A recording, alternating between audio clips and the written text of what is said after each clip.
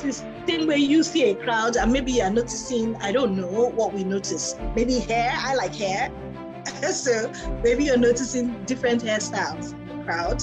Some people are noticing shoes, some people are noticing the colors of people's dresses, some people are noticing. They also have what they notice. Find it and use it. And you'll be surprised at how detailed and adept they can actually be. So we're talking about comfort now. So there's the medical obvious part of comfort. Like obviously, some people might need a wheelchair, some people might need a walking aid, some people might need a hearing aid, some people might need, cornea transplants, some people might need whatever it is. Some of those things are not cheap to come by. Now, this is where I go to the legal side of this comfort.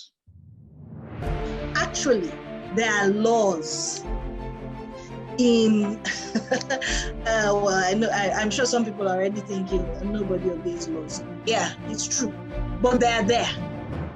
There are laws that state that the government is supposed to make certain provision for you when you have these challenges as a family. If you do not know that those laws exist, you cannot exploit them. You cannot use them. They can never be of advantage to you. You need to know them because this is your right. This is the person's right. That's where the legal aspects comes in. So most of the time, nobody bothers, and there's provision. There's actually statutory provision, allocations for these things. So because 9.9.5 people out of 10 people don't know anything about this, nobody bothers anybody about it. But guess what? When the local government or the school receives a letter from your lawyer quoting the section, this, they suddenly sit up and pay interest. Because they know you know. Whilst they may not immediately rush to fulfill your needs, that interest has been aroused.